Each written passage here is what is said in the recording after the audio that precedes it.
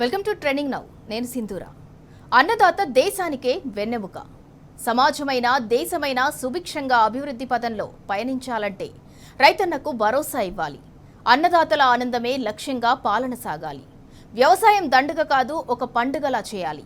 వ్యవసాయం చేయటం కష్టమనే నిరాశ, నిస్పృహలను దూరం చేయాలి. ఆర్థికంగా భారమైన రైతులకు ఇచ్చిన హామీలను నెరవేర్చేందుకు పెద్ద మనసు పెట్టాలి. ఒత్తిడిలకు లొంగకుండా అన్నదాతలను గుండెల్లో పెట్టుకుని సాధాలి. స్వతహాగా రైతు బిడ్డ అయిన తెలంగాణ తొలి ముఖ్యమంత్రి కేసీఆర్ ఇలాగే ఆలోచించారు, అలాగే ఆచరించారు. తన 10 ఏళ్ల పాలనలో సంబరాల్లో మునిగి తేలిన రైతు 2.5 ఏళ్ల నుంచి పడుతున్న కష్టాలను చూసి బీఆర్ఎస్ గుండె తరుక్కుపోతోంది, హృదయం ద్రవించిపోతోంది. అధికారంలో ఉన్నా లేకున్నా అన్నదాతల సంక్షేమమే పరమావధిగా అందుకే అడుగులు వేస్తోంది గులాబీ సైన్యం. క్షేత్రస్థాయిలో పర్యటిస్తూ రైతన్నలకు ధైర్యం చెబుతోంది. కష్టాల్లో ఉన్న కర్కశులకు అండగా నిలుస్తూ వారి భవిష్యత్తుకు భరోసా ఇస్తోంది.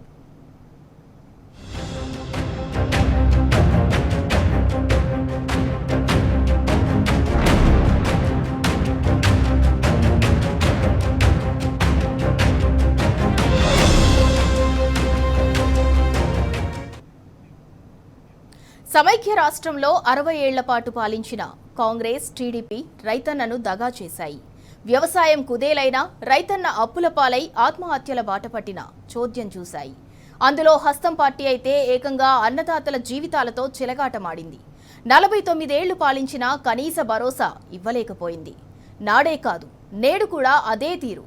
రైతుల ప్రయోజనాలకు అడ్డుపుల్లలు వేస్తూ రైతు వ్యతిరేకి అని నిరూపించుకుంటోంది.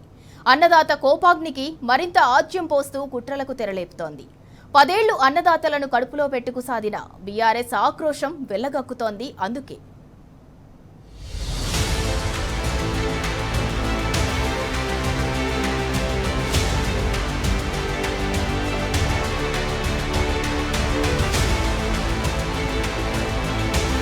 తెలంగాణలో 10 ఏళ్లు పండుగలా సాగిన వ్యవసాయం, 24 గంటల కరెంటు, సాగునీటితో కలకలలాడిన రైతు ముఖం, రైతు బంధుతో అన్నదాతలకు తొలగిన పెట్టుబడి ఇబ్బందులు, ఇదంతా చూసి జీర్ణించుకోలేకపోతున్న హస్తం పార్టీ నాటి నుంచి నేటి వరకు అన్నదాతలపై అదే అక్కసు. సమైక్య రాష్ట్రంలో కరెంటు, సాగునీరు ఇవ్వలేక చేతులెత్తేసిన దుస్థితి, వేలాది మంది ఆత్మహత్యలకు కారణం ఇప్పటికీ అదే కుటిల బుద్ధి. కాంగ్రెస్ అసలు రంగు బయటపడడంతో భగ్గుమంటున్న కర్షక లోకం.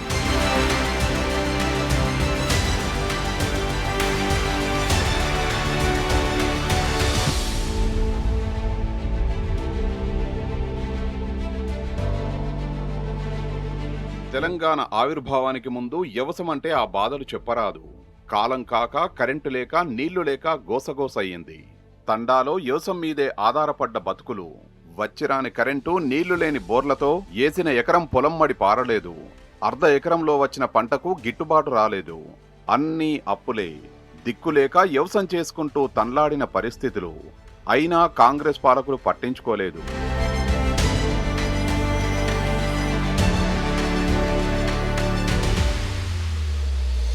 కానీ తెలంగాణ వచ్చిన తర్వాత ఏమైంది? తొలి ముఖ్యమంత్రి కేసీఆర్ స్వయానా రైతు బిడ్డ కాబట్టే అన్నదాతల బాధలు అర్థం చేసుకున్నారు. పెట్టుబడి కోసం బాకీలు చేసే బాధ లేకుండా రైతు బంధు ఇచ్చారు. ఆయన పాలించిన 10 ఏళ్లు కాలం కూడా మంచిగైంది. ఎకరం సాగు చేసినా దిగుబడి బాగానే వచ్చింది. 10 ఏళ్లు ఆయన చేతిలోనే పగ్గాలు ఉండడంతో రైతులకు మేలు జరిగింది. అన్నదాతలు గుండె మీద చేయి వేసుకుని కంటి నిండా నిద్రపోయారు. సాగునీటి గోసల్లేవు, ఎండాకాలం కూడా ఫుల్లు నీళ్లు, కరెంటుకు ఢోకా లేదు.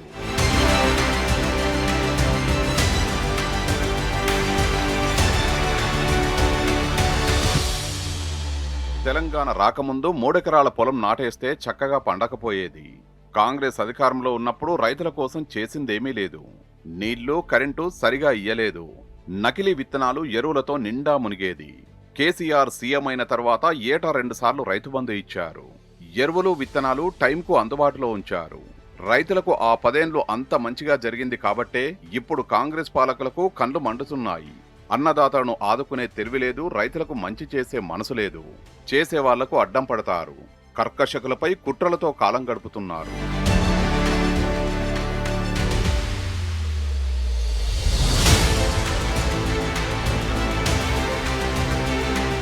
దశాబ్దాల పాటు పాలించిన తెలంగాణ అన్నదాతల కష్టాలు, కన్నీళ్లను దూరం చేయకపోగా వారి భవిష్యత్తు, సంక్షేమం కోసం ఏనాడు చర్యలు తీసుకున్న దాఖలాలు లేవు.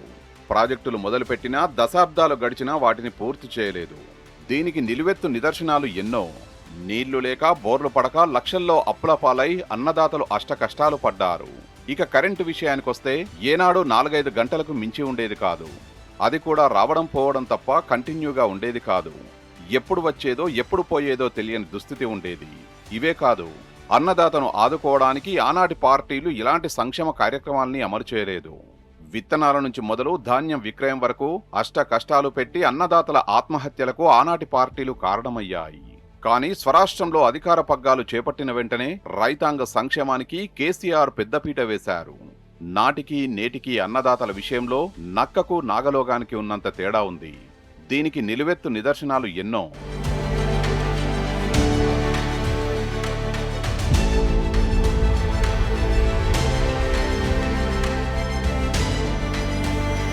ఐదు దశాబ్దాలు పాలించిన హస్తం పాలకులు ప్రాజెక్టుల పేరుతో కాలయాపన చేయడం తప్ప పకడ్బందీగా ఏ పనులు చేయలేదు.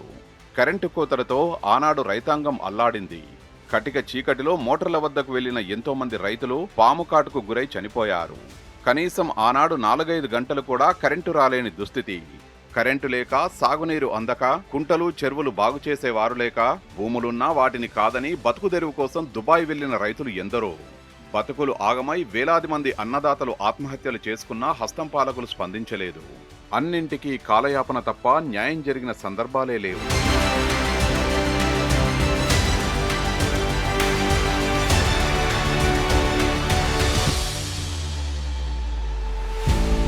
కాంగ్రెస్ పాలనలో అంతా కరువే.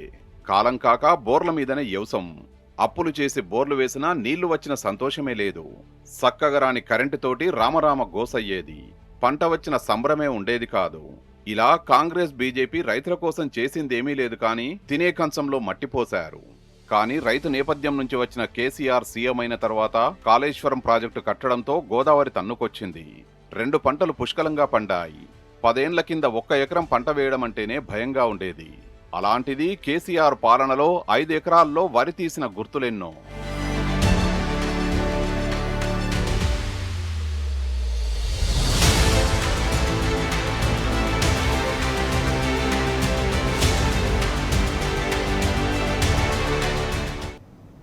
సమైక్య రాష్ట్రంలో అన్నదాతల కష్టాలను కల్లారా చూసిన కేసీఆర్ అధికార పగ్గాలు చేపట్టిన వెంటనే సాగునీటి రంగంపై ప్రత్యేక దృష్టి పెట్టారు. మిషన్ కాకతీయ కింద వేలాది చెరువులను పునరుద్ధరించారు. అలా లక్షల ఎకరాలకు సాగునీరు అందేలా చేశారు. కాంగ్రెస్ హయాంలో మధ్యలోనే ఆగిపోయిన ప్రాజెక్టులను పూర్తి చేసి వాటర్ హబ్గా మార్చారు. కాళేశ్వరం ప్రాజెక్టు ద్వారా కాలువలు, పంటలు రూపురేఖలను మార్చేశారు. వరద కాలువలను బలోపేతం చేసి సజీవ జలధారలుగా తీర్చిదిద్దారు. సజీవ జల దృశ్యాన్ని తలపింపచేశారు. అధికారంలో ఉన్నప్పుడైనా, ఇప్పుడు ప్రతిపక్షంలో ఉన్నప్పుడైనా అన్నదాతల కోసం బీఆర్ఎస్ పార్టీకి అంతే ఆరాటం, అదే పోరాటం.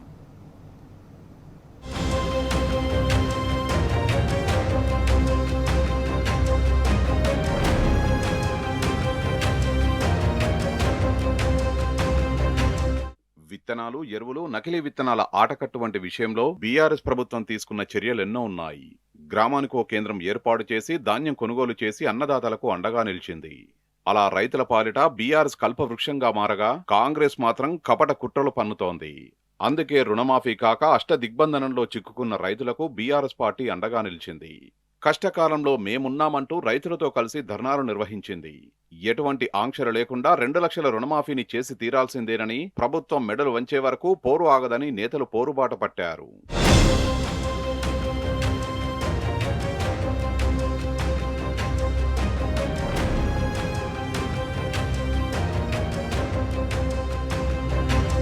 ఎన్నికలకు ముందు ఎటువంటి షరతులు లేకుండా రుణమాఫీ చేస్తామని చెప్పి తీరా అధికారంలోకి వచ్చాక మాట మార్చిన కాంగ్రెస్ ప్రభుత్వంపై తెలంగాణ రైతాంగం కూడా కన్నెర్ర చేసింది. ధర్నాలకు స్వచ్ఛందంగా రైతులు పెద్ద ఎత్తున తరలివచ్చి నిరసన గళాన్ని విప్పారు.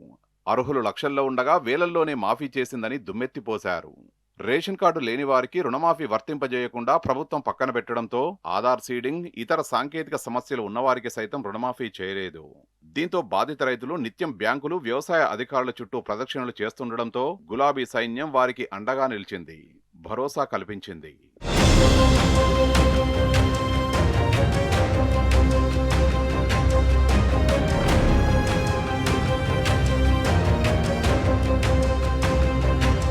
రుణమాఫీ కాక గుండె చెదిరిన రైతన్నకు బాసటగా నిలవాలని సంకల్పించిన కేటీఆర్ స్వయంగా తానే రంగంలోకి దిగారు. రైతాంగం కోసం పోరుబాట పట్టారు.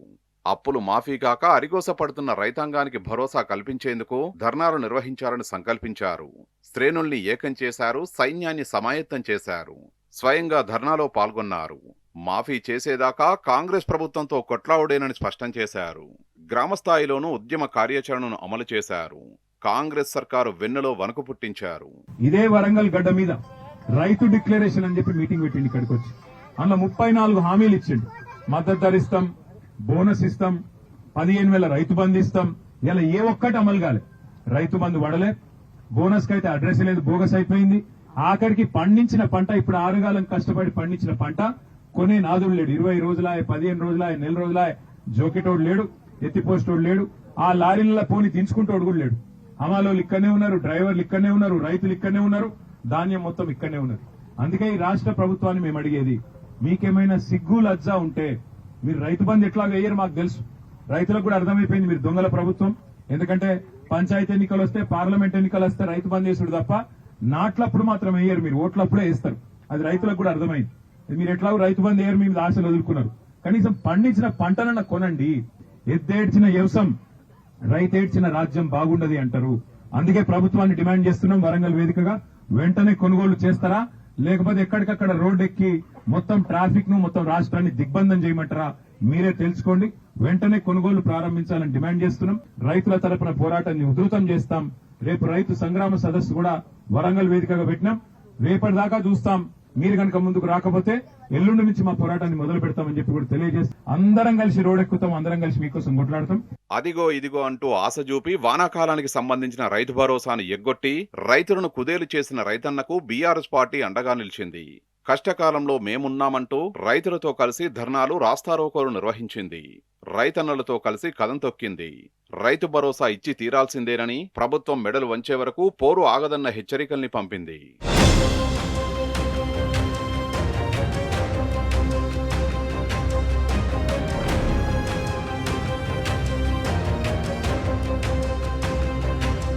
అబద్దాలు చెప్పి అమలుకు సాధ్యం కాని హామీలిచ్చి ప్రజల్ని మోసం చేసిన కాంగ్రెస్ పాలకులపై రైతుల కోసం సమరనాదం చేసింది గులాబీ సైన్యం. రైతు భరోసా కింద ఎకరానికి 15,000 ఇస్తామని ఎన్నికల ముందు చెప్పి ఆ తర్వాత మొండి చేయి చూపిన కాంగ్రెస్ ప్రభుత్వంపై నిప్పులు చెరిగింది. కేసీఆర్ హయాంలో ప్రతి సీజన్ కు ముందే రైతు బంధు సాయమందగా, కాంగ్రెస్ హయాంలో రైతుల ఖాతాల్లో నయా పైసా జమ కాకపోవడంపై రైతాంగం ఆందోళన వ్యక్తం చేసింది. రానున్న రోజుల్లో కాంగ్రెస్ కు తగిన బుద్ధి చెబుతామని హెచ్చరించింది.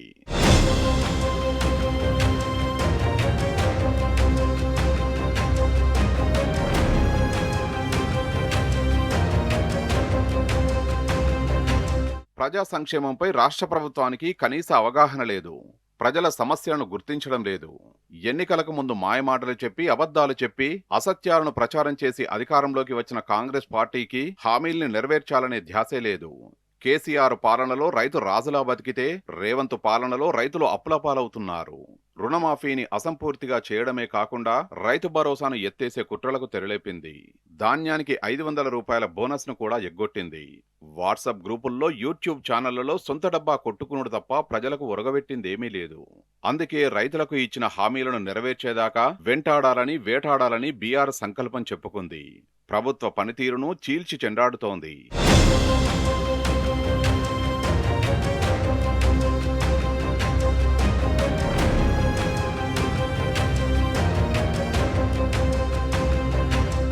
దేవుళ్లపై ఒట్టు వేసి ఓట్లను దండుకున్న సీఎం రేవంత్ రెడ్డి రుణమాఫీ పథకాన్ని మర్చిపోయాడు. పెట్టుబడి సహాయంగా రైతు భరోసాను అందిస్తామని చెప్పి దానికి స్వస్తి పలికేందుకు కుట్ర చేస్తోంది. తెలంగాణను కేసీఆర్ అభివృద్ధిలో అగ్రభాగాన నిలిపితే ఒక అసమర్థ సీఎం చేతిలో రాష్ట్రం ఇప్పుడు నలిగిపోతోంది. ఎన్నికల ముందు ఇచ్చిన హామీలు మరిచి హైడ్రా పేరుతో పేదల ఇండ్లు కూలుస్తుండడంతో వారికి అండగా నిలిచింది బీఆర్ఎస్. అదే కాదు, అకాల వర్షాలతో పంటలు దెబ్బతిన్న అన్నదాతలకు భరోసా కల్పించింది గులాబీ సైన్యం. చేతికొచ్చే దశలో ఉన్న పంటలు వరద కారణంగా దెబ్బతినడంతో ఆందోళన చెందిన అన్నదాతలను ఊరడించింది. అధైర్యపడొద్దని బీఆర్ఎస్ అన్నదాతల పక్షాన ప్రభుత్వంతో పోరాడుతామన్న భరోసా కల్పించారు.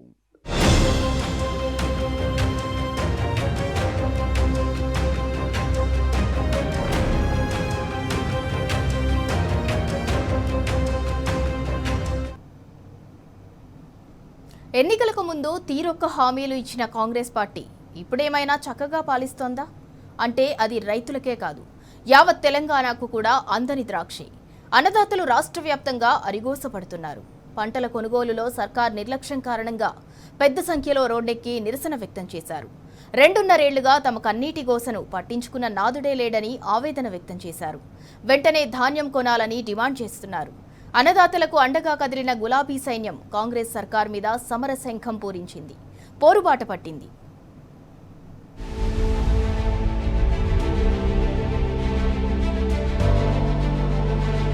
పంటల కొనుగోలులో జాప్యంపై బీఆర్ఎస్ ఆగ్రహం. సర్కారు తీరుపై సమరశంఖం, దద్దరిల్లిన మార్కెట్లు.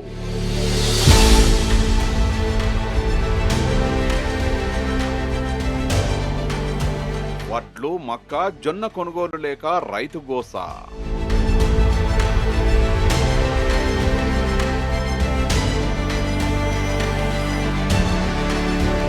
అన్నదాతకు అండగా బీఆర్ఎస్ నాయకులు.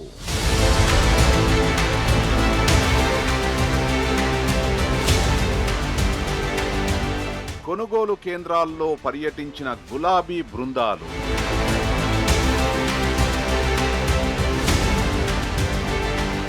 ముందుకు సాగని కొనుగోళ్లపై కన్నెర్ర, రైతులతో కలిసి ఆందోళన.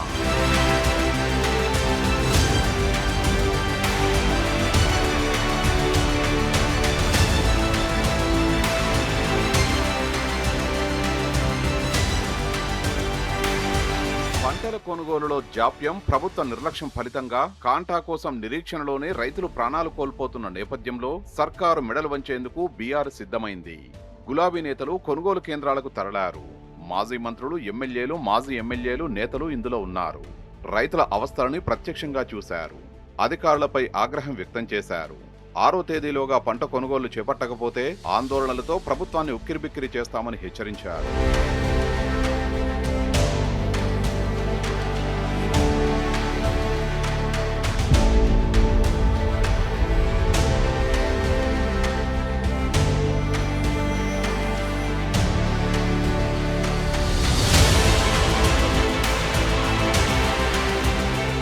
కొనుగోలులో సర్కార్ నిర్లక్ష్యం కారణంగా పెద్ద సంఖ్యలో రైతులు రోడ్డెక్కి నిరసన వ్యక్తం చేశారు. 2.5 ఏళ్లుగా తమ కన్నీటి గోసను పట్టించుకున్న నాదుడే లేడని ఆవేదన వ్యక్తం చేశారు. వెంటనే ధాన్యం కొనాలని డిమాండ్ చేశారు. రోజుల తరబడి ధాన్యం కుప్పల వద్ద కాపుగాసి అలసి రైతులు కుప్పకూలుతున్నా ప్రభుత్వం పట్టించుకోకపోవడంపై ఆగ్రహం వ్యక్తం చేస్తున్నారు. ఎన్నికల ముందు రైతులకు ఏదో చేస్తామని గొప్పలు చెప్పిన కాంగ్రెస్ నేతలు ఇప్పుడు కన్నెత్తి చూడడం లేదని ఆందోళన వ్యక్తం చేస్తున్నారు. గులాబీ సైన్యంతో కలిసి రోడ్డుపై బైఠాయించి సర్కారుకు వ్యతిరేకంగా నినదించారు.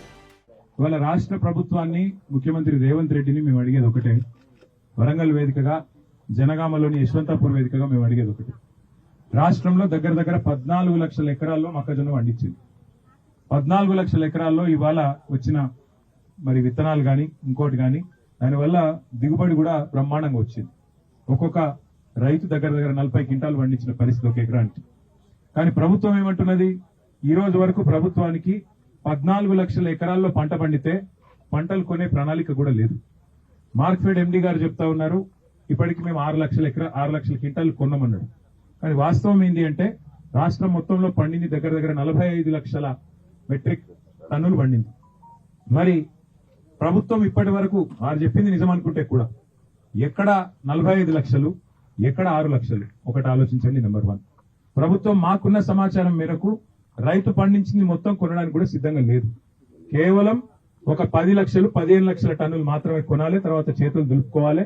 ఎందుకంటే రైతుల దగ్గర కొంటే కనీస మద్దతు ధర 2460 రూపాయలు ఇవ్వాలి.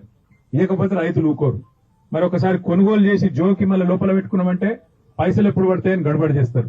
దాని బదులు సపడే కాయంత సెంటర్లలో అట్లే ఇడిచి పెడితే వాన కొట్టో ఇంకోటి కొట్టో ఆఖరికి ఏదో ఒకటి అయితే చచ్చినట్టు అమ్ముకుంటారు. బయట 1600 1700లకు అమ్ముకుంటారు. మాకు లొల్లి పోతుంది, బోనస్ ఇచ్చేది లేదు, మద్దతు ధర ఇచ్చేది లేదనే ఆలోచనతో ప్రభుత్వం ఉన్నట్టుగా కనబడతా ఉంది. ఇలా మక్కలు నెల రోజులు అవుతుంది, బస్తాలు లేవు, ట్రాన్స్పోర్ట్ లేవు, గోదాం లేవు. ఏమంటే కొంటాం పాపం వర్షాలకు రాళ్ళ వర్షానికి నెల రోజుల నుంచి ఇబ్బంది పడుతున్నాం. ఒడ్లు కొంటలేరు, గోస వాళ్ళు ఆల్రెడీ మక్కలు 60% బయటకే 1800 రూపాయలకు అమ్ముకున్నారు. 2400 రూపాయలు అంటే 500-600 లాస్ తోటి అమ్ముకుంటారు.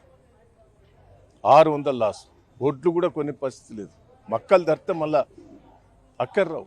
మహబూబాబాద్ జిల్లా మొత్తం నాశనమైంది.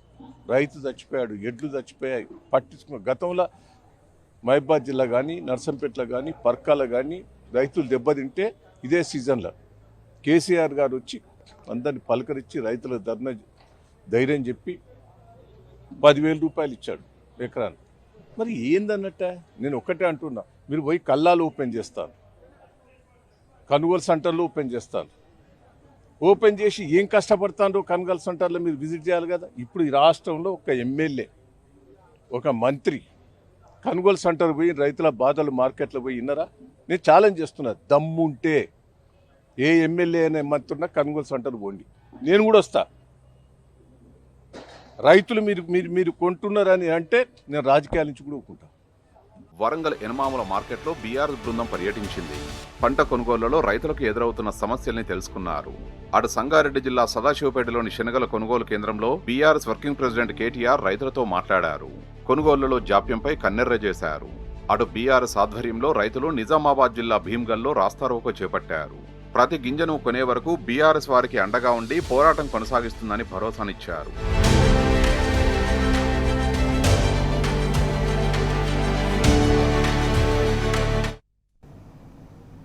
ఇది ఇవాల్టి trending now. Keep watching tea news.